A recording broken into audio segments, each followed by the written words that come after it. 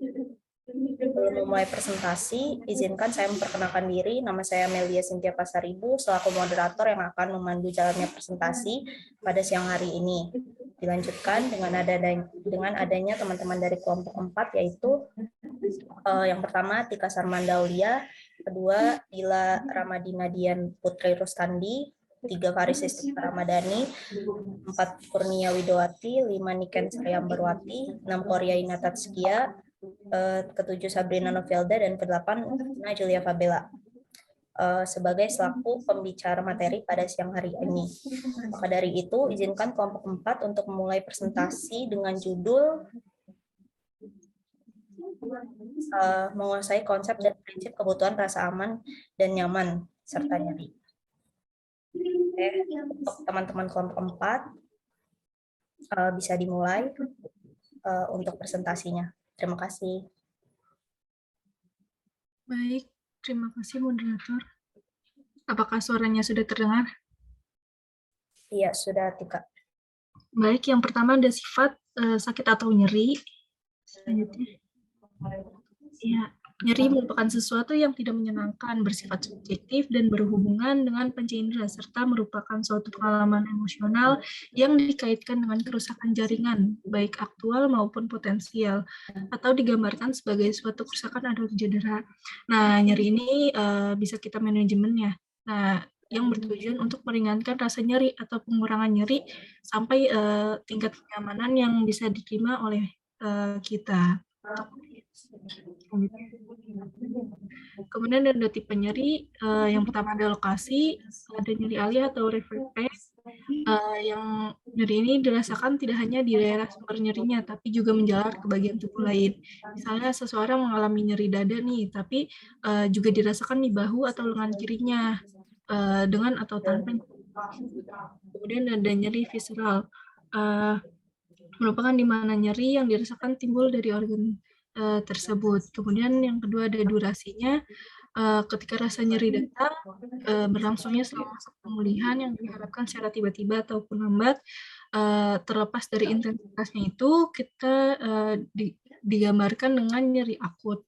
Kemudian apabila nyeri yang dirasakan lama, biasanya berulang atau berlangsung selama 3 bulan atau lebih, dan mengganggu fungsi, itu merupakan nyeri kronis atau nyeri persisten. Selanjutnya. Kemudian ada intensitasnya, itu bisa diukur dengan berupa skala ya, skalanya 0 sampai 10. Kalau 0 itu tidak nyeri, kalau 10 itu nyerinya buruk sekali. Skala 1 sampai 3 nyerinya ringan, skala 4 sampai 6 nyeri sedang, dan skala 7 hingga 10 dianggapnya nyerinya parah. Kemudian ada berdasarkan etiologinya, ada nyeri nociceptif, dialami ketika sistem saraf tertentu dan berfungsi dengan baik, mengirimkan sinyal bahwa jaringan rusak, membutuhkan perhatian dan perawatan yang tepat. Misalnya aja, contohnya apabila seorang luka, nyeri datang sebagai sinyal untuk menghindari kerusakan lebih lanjut sampai sembuh. Nah, hal tersebut bersifat sementara karena nyeri akan hilang apabila keadaannya sudah normal. Nyeri somatik dan visceral juga termasuk kategori nyeri nociceptif. Selanjutnya. Kemudian nyeri somatik itu berasal dari kulit, otot, tulang, atau jaringan ikat. Nyeri visceral dihasilkan dari aktivasi reseptor nyeri di organ atau viscera berongga. Nyeri visceral cenderung ditandai dengan kram, berdenyut, menekan, atau dari kualitas sakit tersebut. Kemudian ada nyeri neuropati, berkaitan dengan saraf yang rusak atau tidak berfungsi karena penyakit, cedera, atau alasan yang tidak ditentukan. Nyeri neuropatik biasanya kronis, digambarkan sebagai terbakar, sengatan listrik, dan atau kesemutan, kusam, dan sakit. Terdapat 2 tipe dari nyeri neuropatik didasarkan pada bagian sistem saraf yang diyakini rusak, yaitu nyeri neuropatik perifer, mengikuti kerusakan atau sensitisasi saraf perifer, misalnya nyeri tungkai hantu, neuralgia pasca herpes, dan nyeri neuropatik sentral yang disebabkan oleh gangguan fungsi saraf sistem pusat, seperti nyeri cedera tulang belakang atau nyeri pasca stroke. konsep yang berhubungan dengan nyeri.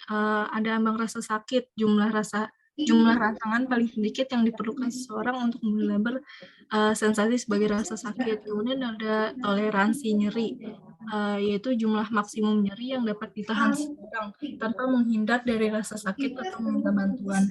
Hyperalgesia, allodynia, hyperplasia, dan dysesthesia adalah kondisi pemrosesan nyeri normal.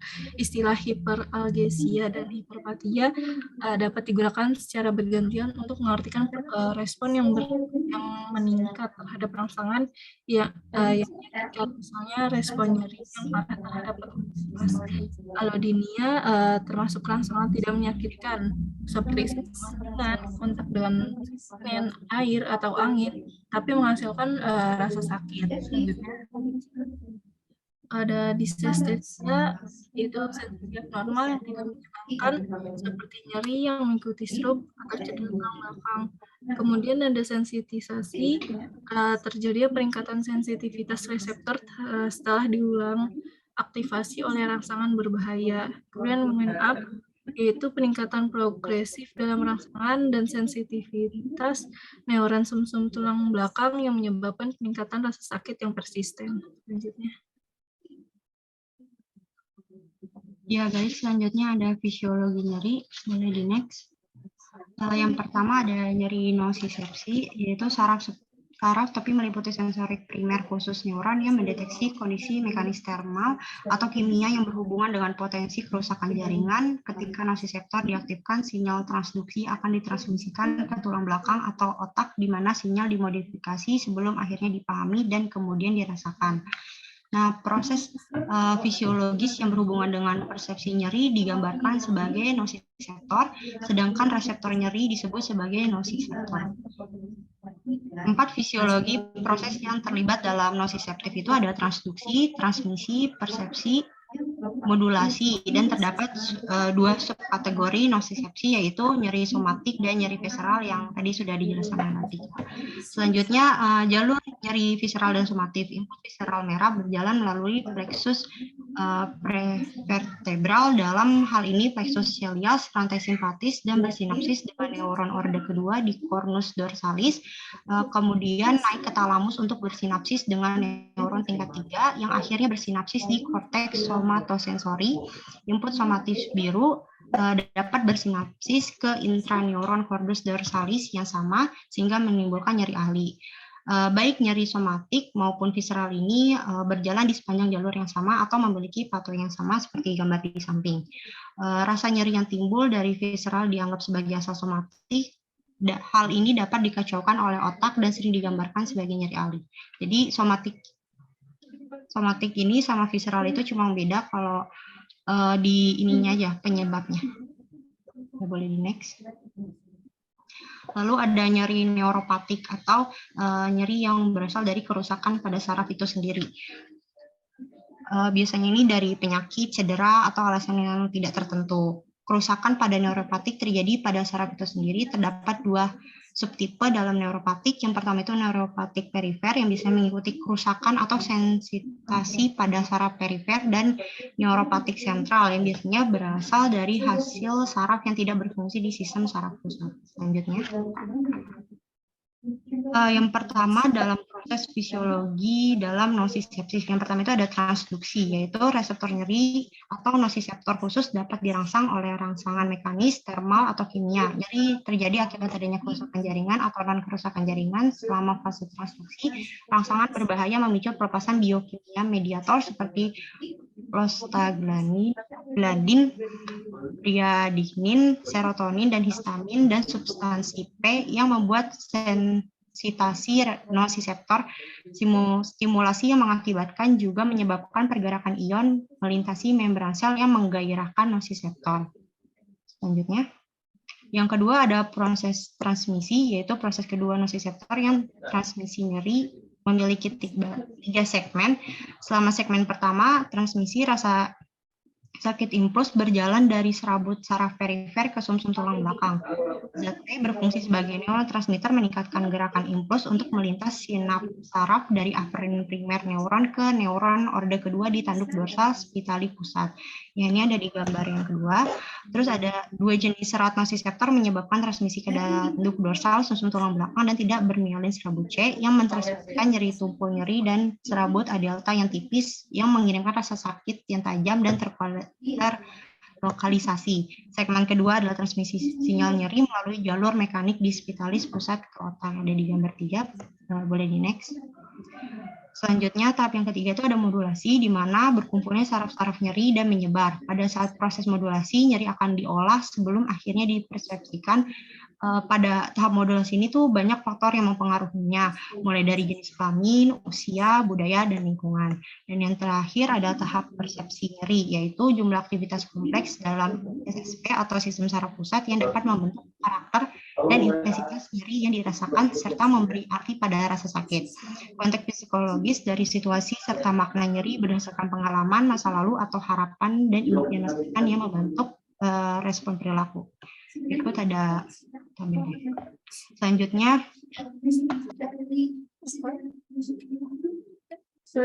ada teori gate control, yaitu menurut Melzack dan Well gate control teori 1965, diameter A delta atau C serabut saraf perifer membawa sinyal rangsangan berbahaya nyeri ke tanduk dorsal, di mana sinyal-sinyal ini dimodifikasi ketika mereka terkena substansi gelatinosa di lingkungan SSP yang mungkin tidak seimbang dalam perangsang atau hambatan.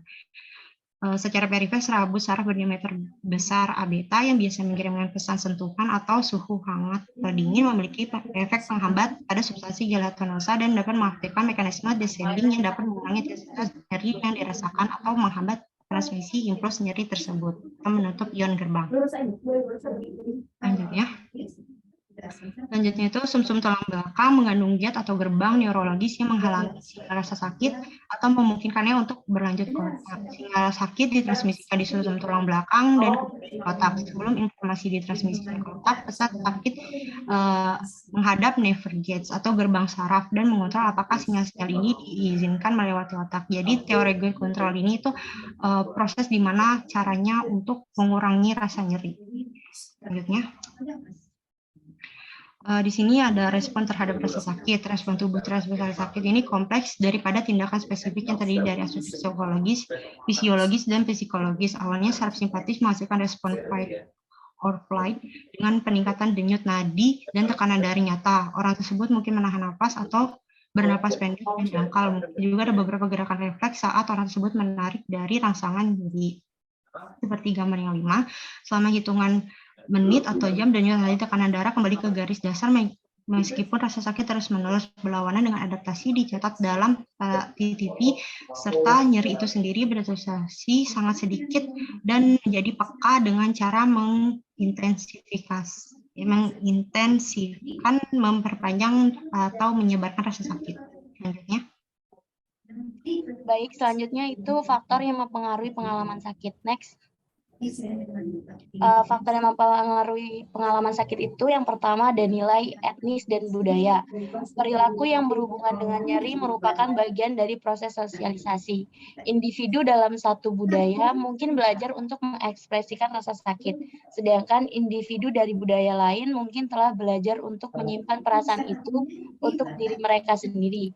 Kemudian tahap perkembangan. Bidang manajemen nyeri untuk bayi dan anak-anak memiliki tumbuh secara signifikan. Anatomi, fisiologis, dan elemen biokimia yang diperlukan untuk transmisi nyeri hadir pada bayi baru lahir. Terlepas dari usia kehamilan mereka. Anak-anak mungkin kurang mampu dibandingkan orang dewasa untuk mengartikulasikan 13 pengalaman atau kebutuhan mereka yang berkaitan dengan rasa sakit yang dapat mengakibatkan rasa sakit mereka diremehkan. Next. Yang selanjutnya itu remaja. Dengan pubertas munculnya beberapa sindrom nyeri terutama pada wanita muda. Pria lebih rentan terhadap rasa sakit yang terkait dengan pekerjaan atau pola pengambilan resiko mereka, termasuk nyeri luka bakar, nyeri pasca trauma, dan nyeri terkait HIV atau HIV/AIDS.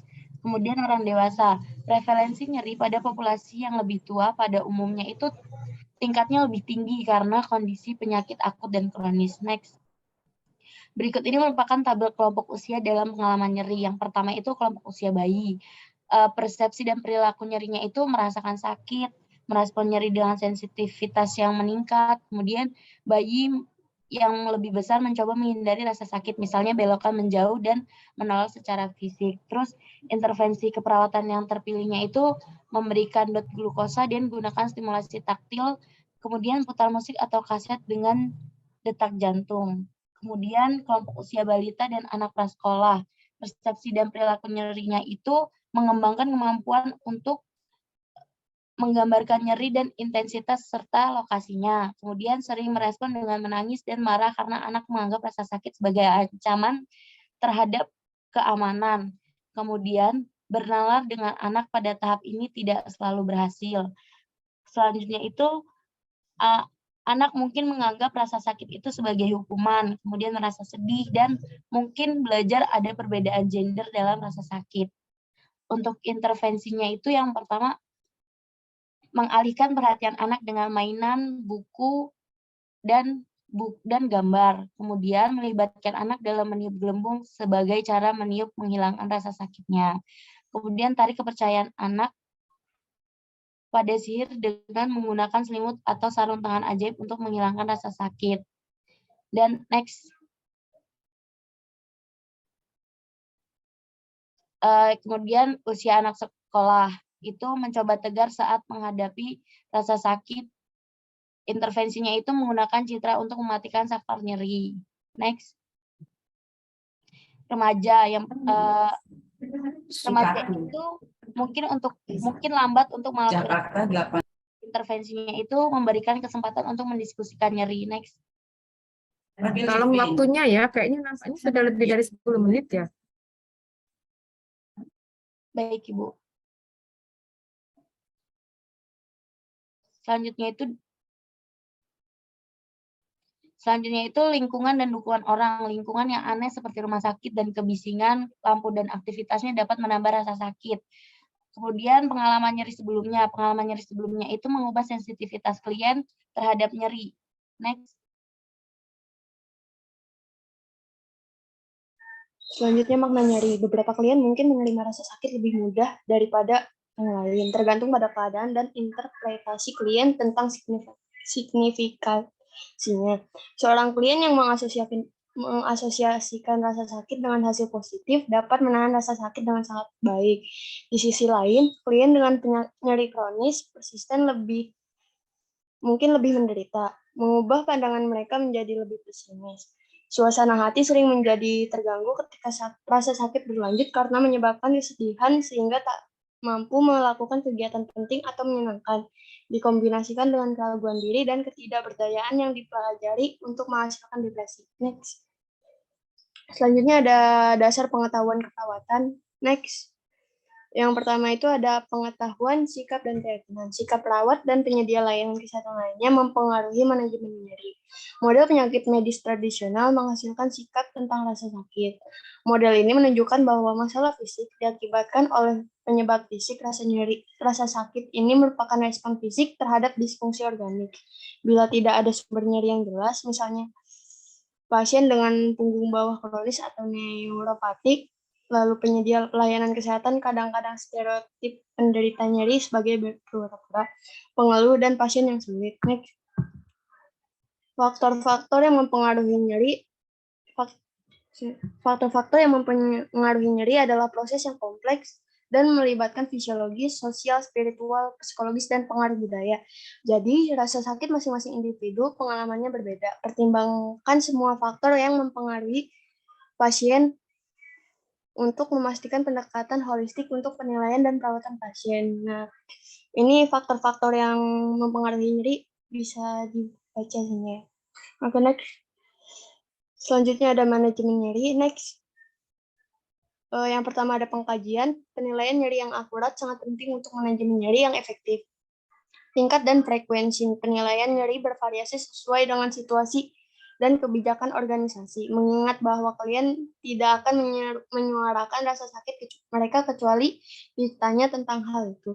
Penilaian nyeri harus dimulai oleh perawat. Pengkajian nyeri terdiri dari 2 komponen utama. Yang pertama itu riwayat nyeri untuk memperoleh fakta dari klien.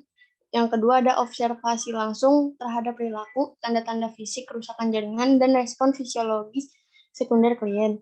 Tujuan penilaian adalah untuk mendapatkan pemahaman objektif tentang pengalaman subjektif. Nah, dalam pengkajian terdapat poin-poin pengkajian, yaitu yang pertama ada riwayat sakit, yang kedua lokasi nyeri, yang ketiga ada intensitas nyeri atau skala nyeri, yang keempat ada kualitas nyeri, dan kelima pola nyeri, keenam faktor pencetus, lalu yang ketujuh ada faktor pengurang, nomor 8 itu gejala terkait, nomor 9 ada efek pada aktivitas kehidupan sehari-hari, lalu ke-10 ada cara mengatasi nyeri, yang ke-11 ada tanggapan afektif mengenai nyeri, nomor 12 ada pengamatan respon perilaku dan fisiologis, lalu yang ke-13 ada buku harian sakit harian. Next. Lalu ada intensitas nyeri, skala penilaian atau skala penilaian. Nah, yang pertama itu ada skala numerik menggunakan rentang 0 sampai 10, dengan 0 menunjukkan tidak ada rasa sakit dan 10 menunjukkan rasa sakit yang paling buruk. Nah, jika klien tidak dapat menggunakan skala penilaian numerik, maka kita sebagai perawat itu bisa menggunakan cara lain dan dijelaskan itu untuk mengevaluasi intensitas nyeri dengan menggunakan tingkat kesadaran nyeri dan derajat gangguan fungsi. Misalnya 0 itu tidak ada rasa sakit, yang nomor 2 itu tidak. 2 itu kesadaran akan rasa sakit hanya ketika memperhatikannya. Lalu 4 itu dapat mengabaikan rasa sakit dan melakukan sesuatu. Yang kalau 6 itu tidak dapat mengabaikan rasa sakit dan mengganggu fungsi aktivitas gitu. Kalau 8 itu mengganggu kemampuan untuk berfungsi atau berkonsentrasi. Lalu 10 itu nyeri hebat yang mempukan. Lalu untuk klien anak-anak preverbal, orang dewasa yang lebih tua dengan gangguan dalam kognisi atau komunikasi, dan juga orang-orang yang berbeda bahasa dengan kita dapat menggunakan skala penilaian wajah Wong Baker nih, yang ada gambar ini. Next. Kemudian diagnosis, saat menulis pernyataan diagnostik, perawat harus menentukan lokasi. Misalnya nyeri pergelangan kaki kanan atau sakit kepala frontal kiri. Lalu faktor terkait, bila diketahui, juga harus menjadi bagian dari pernyataan diagnostik termasuk faktor fisiologis dan psikologis. Lalu perencanaan, tujuan yang ditetapkan untuk klien akan bervariasi sesuai dengan diagnosis dan karakteristik yang menentukan. Yang pertama itu ada perencanaan independen pengaturan. Saat merencanakan, perawat perlu memilih tindakan pereda nyeri yang sesuai untuk klien berdasarkan data pengkajian dan masukan dari klien atau orang-orang pendukung. Lalu yang kedua itu ada perencanaan perawatan di rumah. Perawat harus menentukan kebutuhan, kekuatan, dan sumber daya klien dan keluarga yang menyertainya dan menjelaskan data penilaian khusus. Next. Selanjutnya ada implementasi. Manajemen keperawatan nyeri terdiri dari tindakan keperawatan mandiri dan kolaboratif. Secara umum, tindakan non-invasif dapat dilakukan sebagai fungsi keperawatan independen, sedangkan pemberian obat analgesik umumnya memerlukan perintah medis dari penyedia perawatan primer. Yang pertama itu ada hambatan untuk manajemen nyeri. Nah,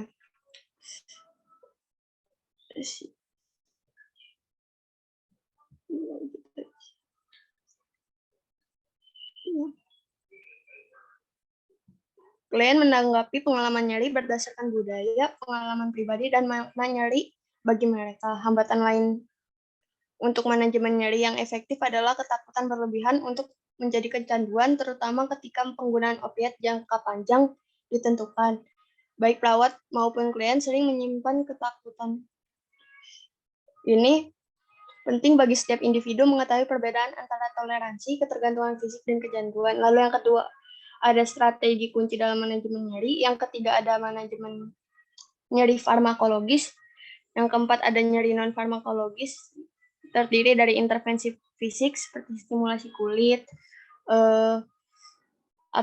seperti pijat, gitu, aplikasi panas dingin, akupresur, dan stimulasi kontralateral. Lalu imobilisasi atau bracing. Yang ketiga ada stimulasi saraf listrik transkutan. Lalu ada intervensi kognitif perilaku, lalu ada distraksi. Next. Evaluasi. Tujuan yang ditetapkan dalam fase perencanaan dievaluasi sesuai dengan hasil yang diinginkan. Jika hasil tidak tercapai, perawat dan klien perlu mengeksplorasi alasan sebelum memodifikasi rencana perawatan. Perawat mungkin mempertimbangkan pertanyaan berikut. Yang pertama, apakah analgesik yang diberikan cukup? Apakah klien mendapat manfaat dari perubahan dosis atau interval waktu antara dosis atau jenis analgesik? Lalu yang kedua, pertanyaannya adalah apakah keyakinan, harapan, dan nilai klien tentang terapi nyeri dipertimbangkan? Lalu yang ketiga, apakah klien mengecilkan pengalaman nyeri karena suatu alasan? Yang keempat, apakah instruksi yang tepat diberikan untuk menghilangkan kesalahpahaman tentang manajemen nyeri? Yang kelima, ada apakah klien dan orang-orang yang mendukung memahami instruksi dengan teknik manajemen nyeri? Lalu ada apakah klien menerima dukungan yang memadai baik untuk nyeri fisik maupun tekanan emosional? Lalu ada apakah kondisi fisik klien berubah sehingga memerlukan modifikasi intervensi? Lalu yang terakhir ada haruskah strategi intervensi yang dipilih dievaluasi kembali? Next. Baik, yang selanjutnya analisa kasus. Next. Kasus seorang perempuan umur 18 tahun dirawat di RS dengan riwayat kecelakaan lalu lintas, saat ini mengeluh nyeri di lengan kanan dengan skala 9 dari 10 dan tidak bisa digerakkan.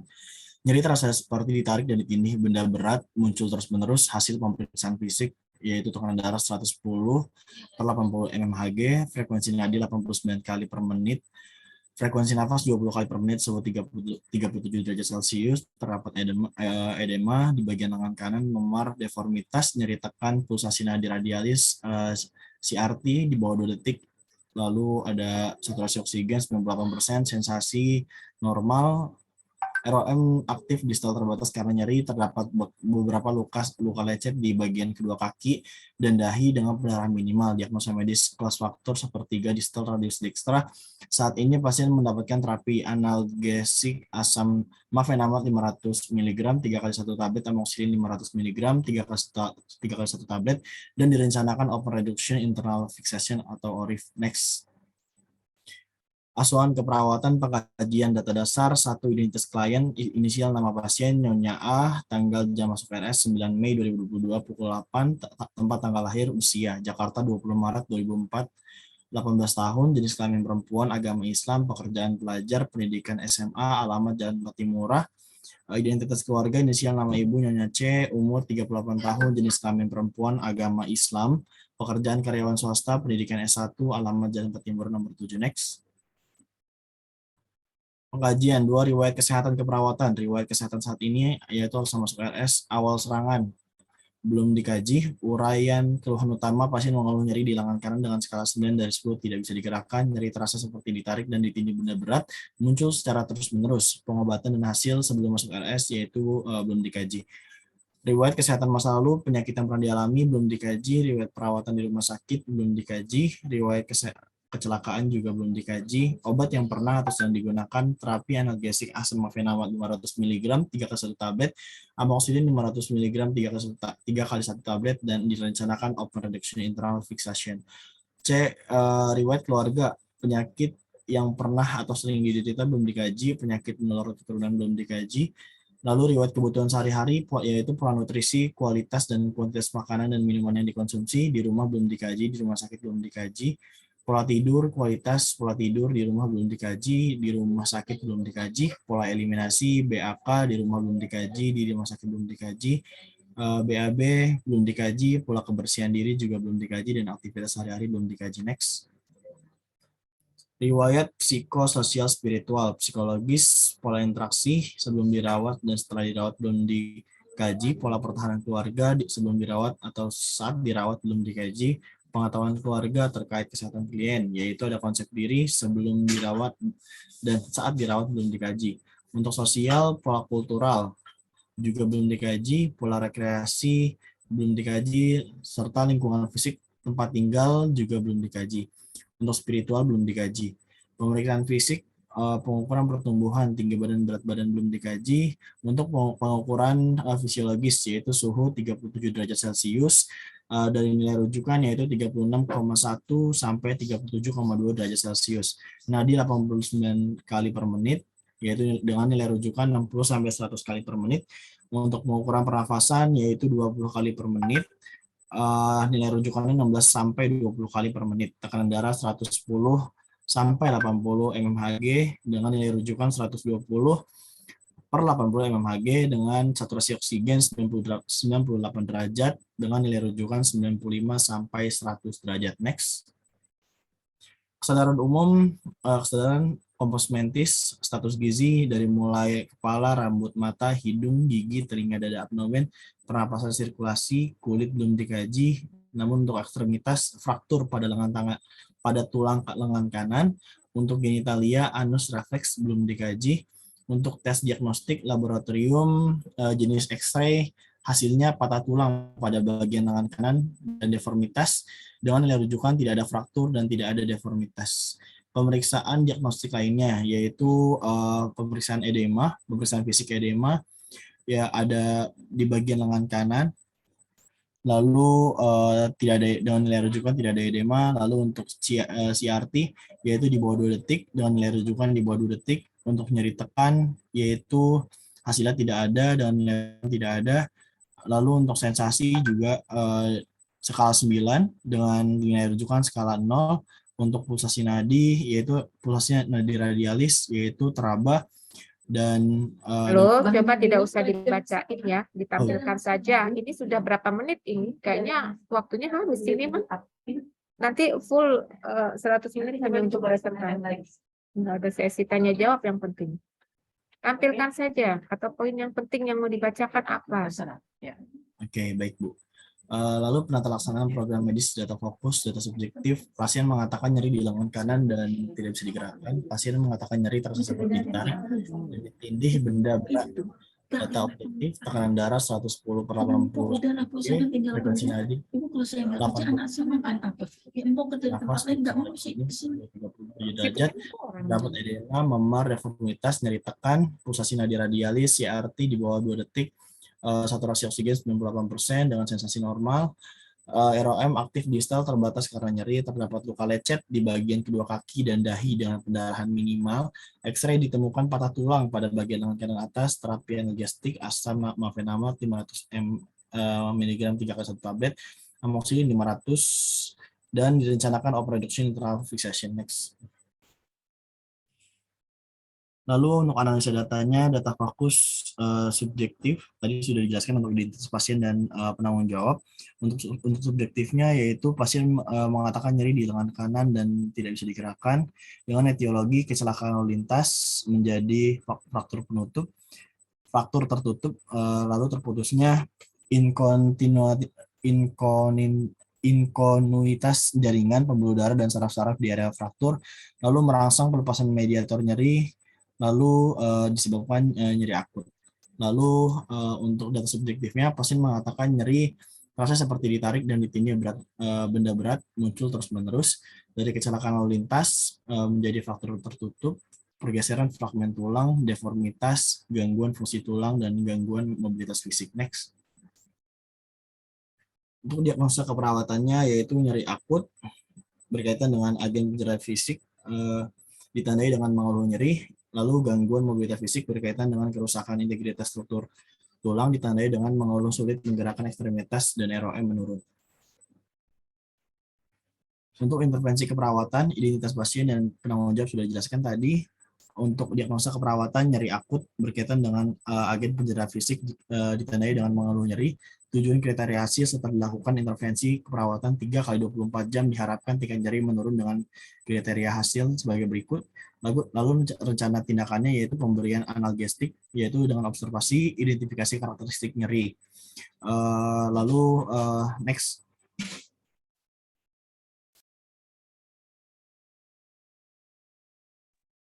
Selanjutnya ada itu intervensinya untuk rencana tindakannya ada terapeutik yaitu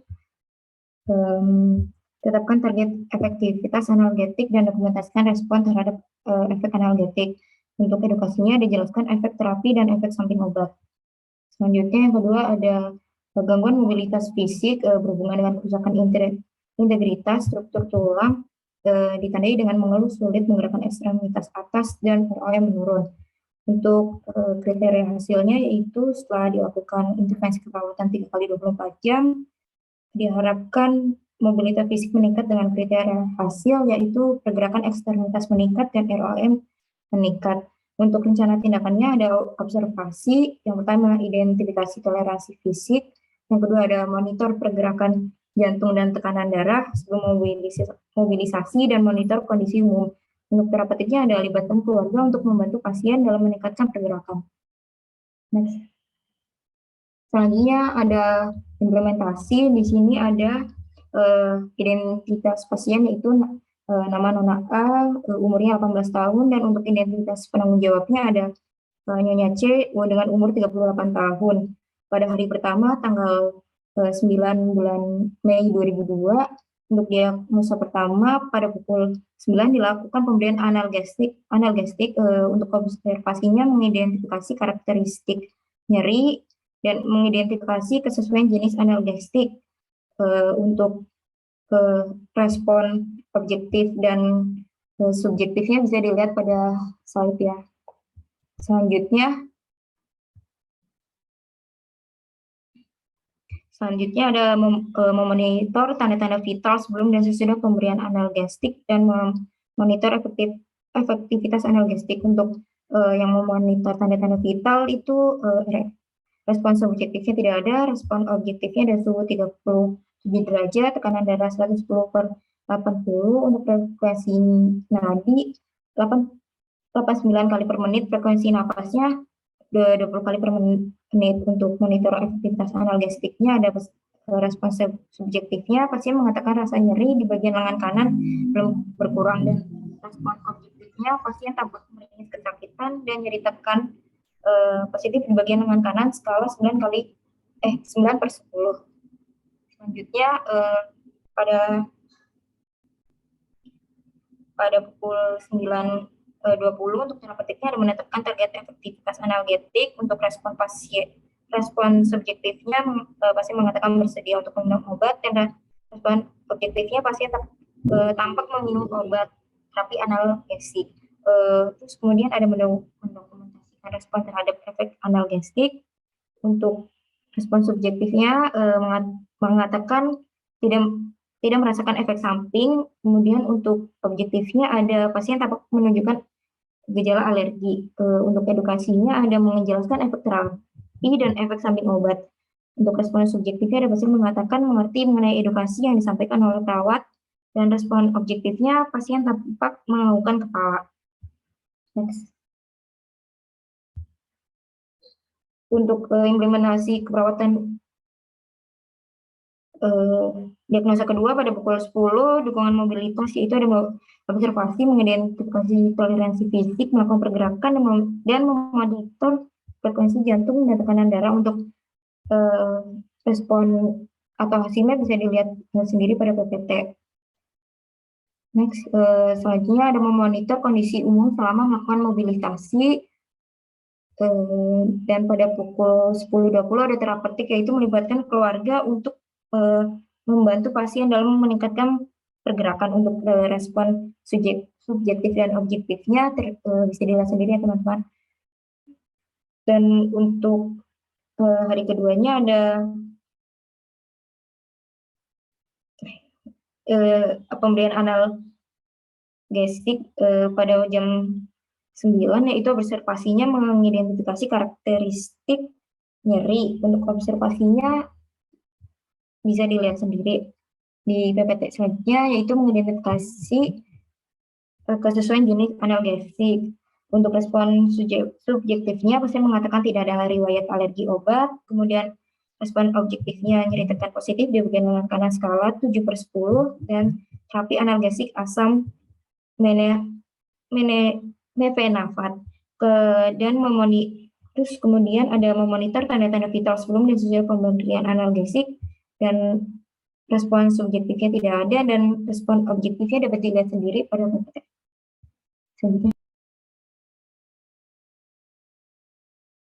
Selanjutnya ada jam pukul 9.20 yaitu memonitor efektivitas analgesik. Untuk respon subjektifnya pasti mengatakan rasa nyeri di bagian lengan kanan mulai sedikit berkurang, Dan respon objektifnya pasien masih tampak bengis dan nyeri tekannya positif di lengan kanan skala 7/10. Dan terapeutiknya itu menetapkan target efektivitas analgesik untuk mengoptimalkan respon pasien. Dan untuk respon objektif dan subjektifnya dapat dilihat pada PPT. Selanjutnya di sini ada implementasi untuk diagnosa kedua, yaitu dukungan mobilisasi. Ada observasinya mengidentifikasi toleransi fisik, melakukan pergerakan, dan memonitor frekuensi jantung dan tekanan darah sebelum memulai mobilisasi. Untuk responnya bisa dilihat sendiri ya teman-teman. Selanjutnya di pukul 10 ada terapeutik, yaitu melibatkan keluarga untuk membantu pasien dalam meningkatkan pergerakan. Untuk responnya juga bisa dilihat sendiri ya teman-teman. Untuk di hari ketiga, untuk diagnosa pertama masih melakukan pemberian analgestik, yaitu observasinya mengidentifikasi karakteristik nyeri, kemudian mengidentifikasi kesesuaian jenis analgestik, memonitor tanda-tanda vital sebelum dan sesudah pemberian analgestik, dan memonitor efektivitas analgestik. Untuk responnya juga bisa dilihat sendiri ya teman-teman. Kemudian di jam 9:20 melakukan terapeutik, yaitu menetapkan target efektivitas analgetik untuk mengoptimalkan respon pasien. Untuk responnya juga bisa dilihat sendiri ya teman-teman di PPT. Selanjutnya implementasi untuk diagnosa kedua di hari ketiga, yaitu ada dukungan mobilisasi. Observasinya mengidentifikasi toleransi fisik melakukan pergerakan, memonitor frekuensi jantung dan tekanan darah sebelum memulai mobilisasi, dan memonitor kondisi umum selama melakukan mobilisasi. Untuk responnya juga bisa dilihat sendiri ya teman-teman. Kemudian di jam 10 melakukan terapeutik, yaitu melibatkan keluarga untuk membantu pasien dalam meningkatkan pergerakan. Untuk responnya juga ini bisa dilihat sendiri ya teman-teman. Selanjutnya asuhan keperawatan yang terakhir, yaitu evaluasi keperawatan di hari pertama. Untuk diagnosa yang pertama, subjektifnya pasien mengatakan nyeri di lengan kanan dan tidak bisa digerakkan, pasien mengatakan tidak ada riwayat alergi obat, dan pasien bersedia untuk meminum obat dan tidak merasakan efek samping. Kemudian pasien mengatakan mengerti mengenai edukasi yang disampaikan oleh perawat. Objektifnya pasien masih tampak meringis dan gelisah, terus masih ada nyeri tekan, terus ada terapi analgestik asam nefenamate 500 mg untuk tanda-tanda vitalnya seperti ini. Kemudian A-nya itu masalah keperawatan nyeri akut belum teratasi, terus planningnya intervensinya ini masih dilanjutkan sesuai dengan intervensi yang tadi sudah dijelaskan.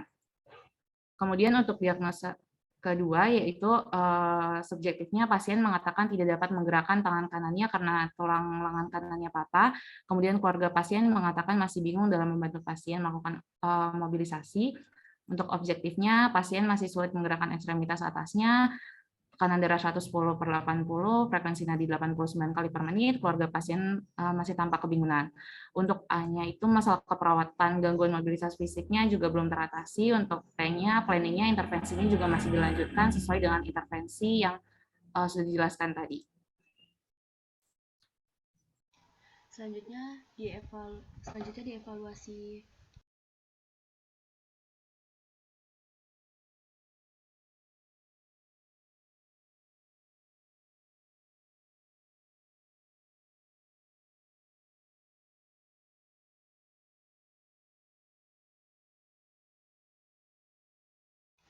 Selanjutnya dievaluasi hari kedua tanggal 11 bulan 5 2022.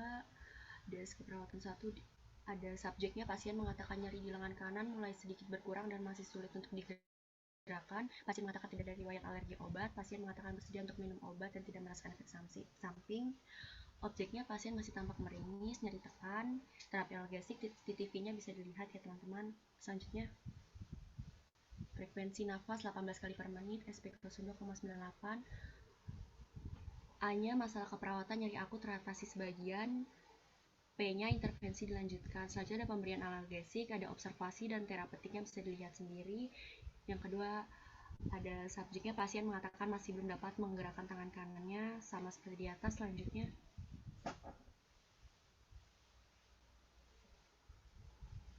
Selanjutnya dilanjut ada dukungan mobilitas dan ada observasi dan terapeutik, bisa dibaca sendiri. Selanjutnya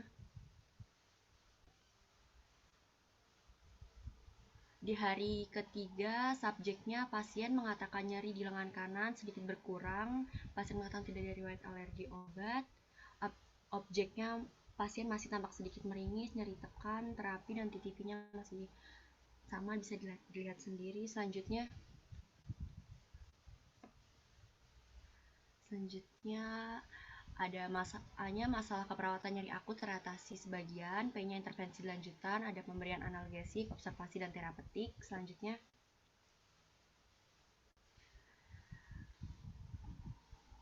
diagnosa medis keperawatan keduanya, ada subjek dan objeknya seperti di PPT. A-nya masalah keperawatan gangguan mobilitas fisik teratasi sebagian, P-nya intervensi dilanjutkan, selanjutnya ada dukungan mobilitas, observasi dan terapeutik.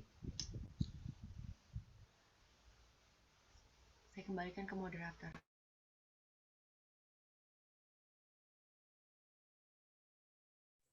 Iya, baik. Terima kasih banyak atas pemaparan materi yang disampaikan oleh kelompok 4.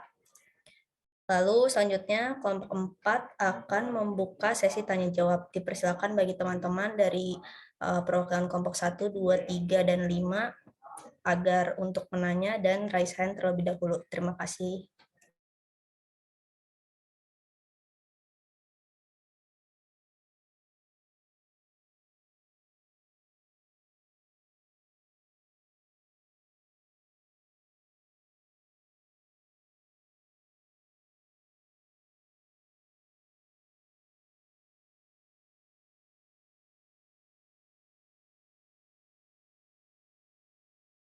Iya, baik. Di sini sudah ada teman-teman yang raise hand.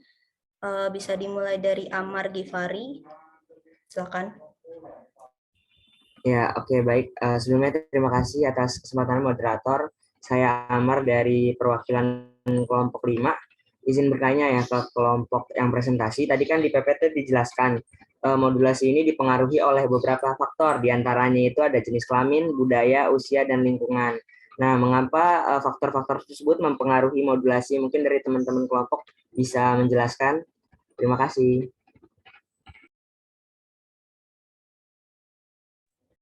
Iya, baik. Terima kasih, Amar. Selanjutnya boleh dilanjut oleh Nadila Putri. Ya, terima kasih moderator. Saya Nadila Putri dari perwakilan kelompok 1. Izin bertanya kepada kelompok 4. Tadi kan kelompok sudah menjelaskan mengenai perihal nyeri ya. Pertanyaan saya, apa aja sih asuhan yang dapat diberikan untuk mengurangi rasa nyeri secara fisiologis atau tanpa obat pada ibu bersalin? Seperti itu, terima kasih. Baik, terima kasih kepada Nadila. Selanjutnya dipersilakan Ita Silvia.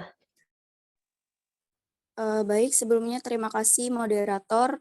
Perkenalkan nama saya Ita Silvia, perwakilan dari kelompok 2. Izin bertanya, tadi kan di PPT dijelaskan bahwa di tipe nyeri intensitas itu menggunakan bantuan berupa skala ya. Skalanya itu dinyatakan dari 0 itu dinyatakan tidak nyeri, sampai 10 itu nyeri buruk, skala rentang 1 hingga 3 dianggap nyeri ringan, skala 4 hingga 6 adalah nyeri sedang, dan nyeri yang mencapai 7 hingga 10 dianggap nyerinya parah. Nah, pertanyaannya, ada nggak sih perbedaan cara mengatasi nyeri dari skala 0 sampai 10 tersebut? Bolehkah dijelaskan? Terima kasih. Iya, baik. Terima kasih Ita Silvia. Selanjutnya dipersilakan kepada Laili. Terima kasih, Sipen. Terima kasih moderator. Sebelumnya izin memperkenalkan diri. Nama saya Laili ini perwakilan kelompok 3. Di sini saya ingin bertanya, dalam beberapa kasus nyeri kan banyak ya orang yang melakukan urut atau pijat dengan orang-orang yang ahli dalam bidang tersebut. Namun di satu sisi teknik pemijatan setiap orang kan berbeda-beda ya. Jika pasien mengalami jatuh atau terpeleset dan mengalami nyeri, apakah boleh penyembuhannya dilakukan dengan teknik pijat? Terima kasih. Oleh bidang-bidang tersebut. Iya, baik. Terima kasih Laili atas pertanyaannya. Baik, dikarenakan perwakilan masing-masing kelompok sudah bertanya dari 4 kelompok tersebut, dipersilakan kepada teman-teman dari anggota kelompok 4, apabila sudah menemukan jawabannya, boleh langsung dijawab. Terima kasih.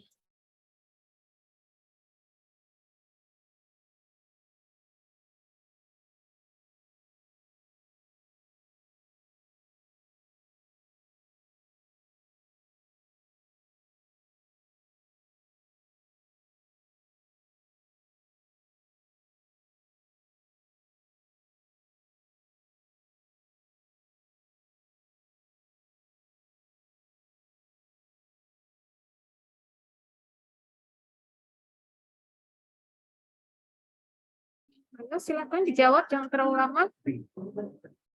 Sebelum menjawab, tolong dibacakan lagi soalnya ya. Segera dijawab, jangan terlalu lama, ayo. Untuk kelompok, tolong raise hand biar kelihatan yang mana saja kelompok. Untuk kelompok, tolong raise hand supaya kelihatan siapa saja yang harus menjawab. Sabrina, Niken, Atika, Ori, siapa lagi? Berempat ya? Pina, Kurnia, Mila. Kayak 7 orang, silakan ayo jawab. Semua harus menjawab ya, bergantian ya. Ulangi dulu pertanyaannya ya, sebutkan nama, ulangi pertanyaan lalu dijawab. Ayo.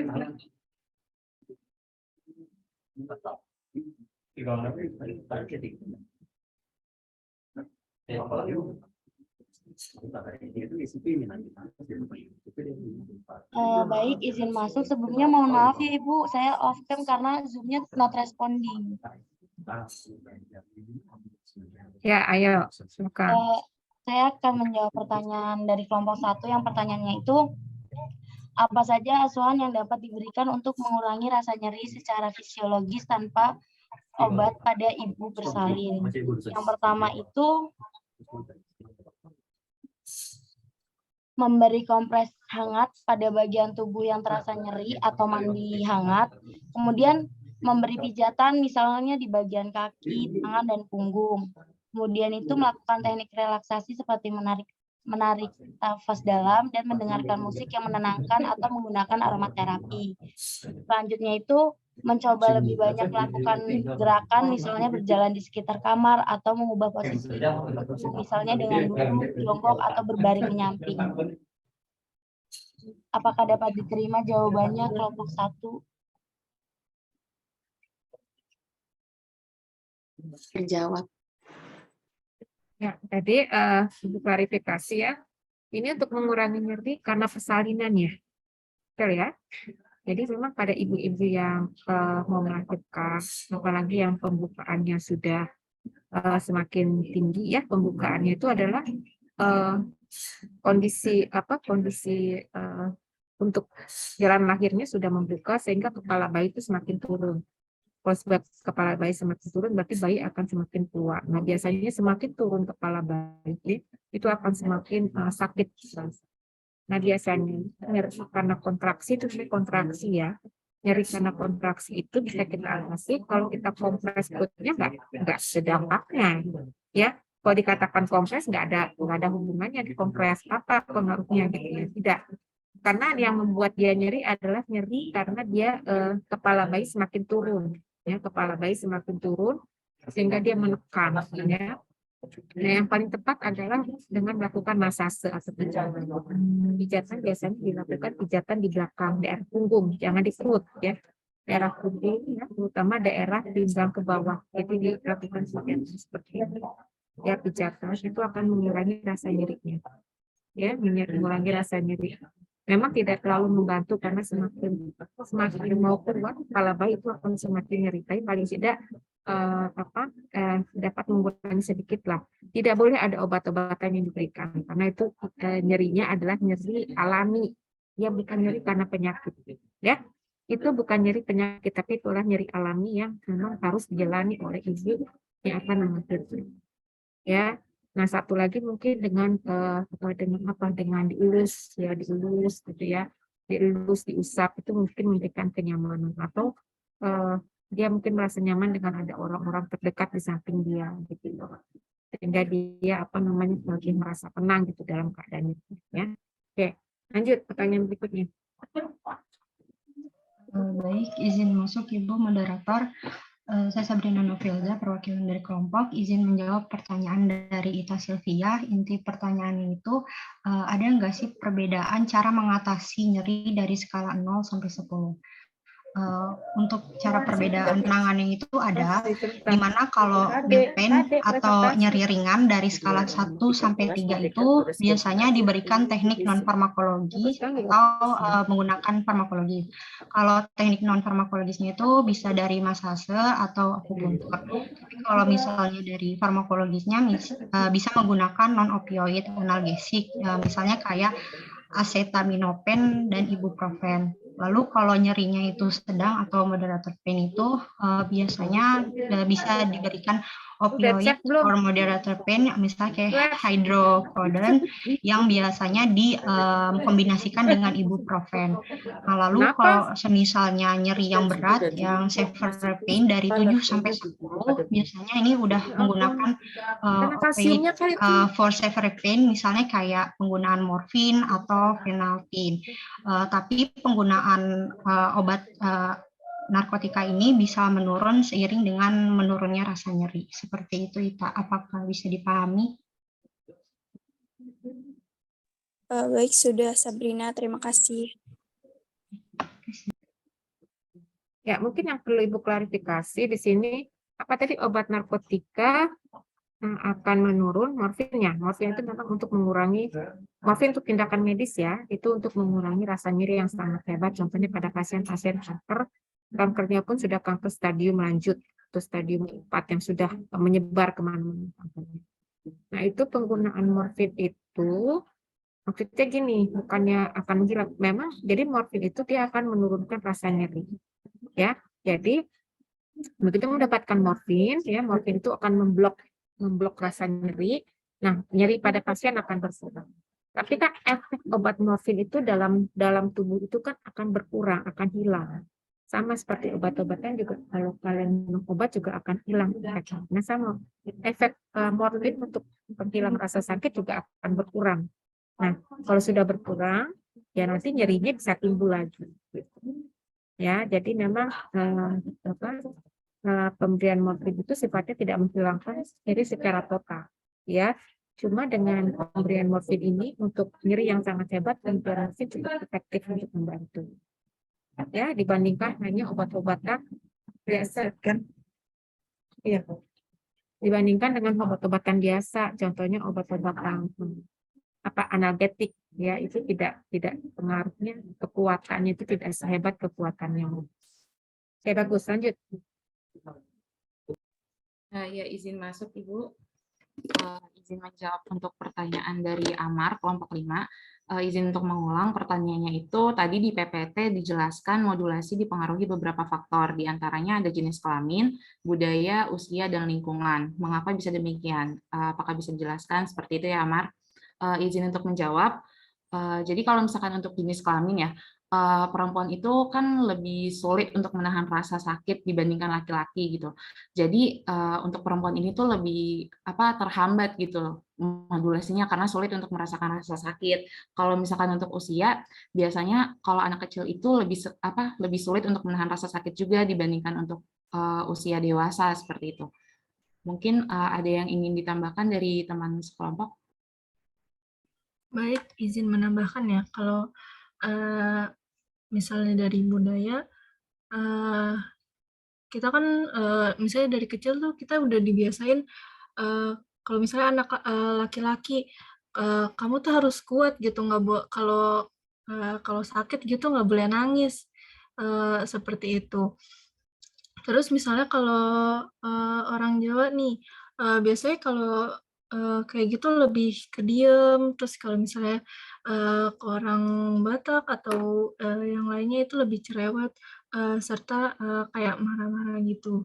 Terus kalau dari lingkungan, itu nanti akan mempengaruhi ke persepsinya dia. Kalau misalnya lingkungannya ramai nih, dia mungkin bakal kayak menahan gitu, kayak oke, tenang, santai, dan lain-lain. Kalau misalnya mungkin lingkungannya rada sepi, mungkin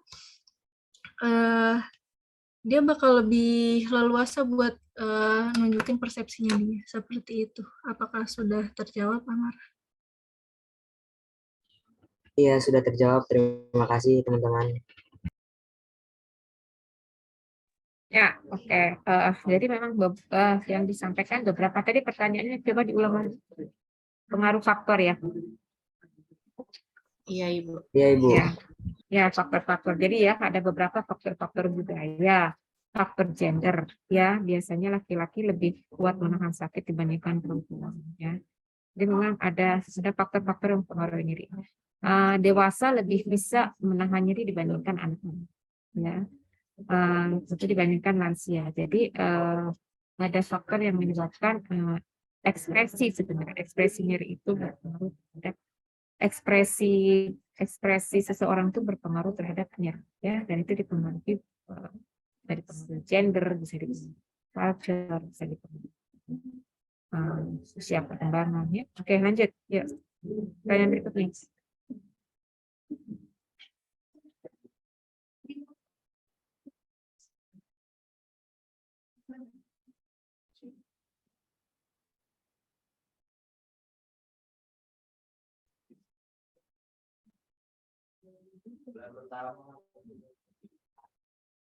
Pertanyaan selanjutnya, atau sudah habis? Izin Ibu, sudah habis, sudah terjawab semua. Oke, ya. Saya rasa kemarin apa yang ditanyakan itu sebenarnya jawabannya sudah pernah kita diskusikan ya pada saat pembelajaran kuliah Ibu kemarin, mulai dari penggunaan obat-obatan, kemudian rasa nyeri ya. Jadi yang jelas itu kalau untuk skala nyeri, kalau dia masih nyeri ringan, usahakan untuk tidak menggunakan obat-obatan ya, yang menggunakan non farmakologi. Contohnya kayak distraksi, mengalihkan, diajak ngobrol, itu. Kemudian di masase, diusap-usap. Itu adalah tindakan-tindakan yang bisa dilakukan oleh perawat secara mandiri ya. Tindakan non farmakologi. Ya, misalkan kadang pijatan ya, akupressur juga kompres itu juga itu merupakan tindakan yang sifatnya mandiri bisa dilakukan oleh nurse. Tapi kalau misalkan dia sudah nyerinya mengarah ke berat, sedang ke berat, dan dia dilakukan dengan tindakan non farmakologi tidak memberikan dampak, lebih kurang, dia mau tidak mau menggunakan obat-obatan dan itu harus di bawah pengawasan dokter. Kadang pada nyeri yang sangat hebat apabila tidak juga berdampak dengan penggunaan morfin misalkan, itu bisa dilakukan operasi. Apa yang dioperasi? Saraf nyerinya dipotong. Saraf nyerinya dipotong sehingga pasien tidak lagi merasakan nyeri atau nyerinya berkurang. Ya, itu saya rasa ya. Oke, kalau gitu saya rasa cukup sampai di sini. Silakan screenshot dulu. Raise hand-nya diturunin dulu. Oke, baik Ibu, izin masuk. Untuk teman-teman, on cam semua ya. Oke. Slide pertama. Slide kedua. Ya, baik Ibu, sudah. Terima kasih, Bu. Oke, kalau gitu saya akhiri sampai di sini. Terima kasih atas perhatiannya. Selamat siang.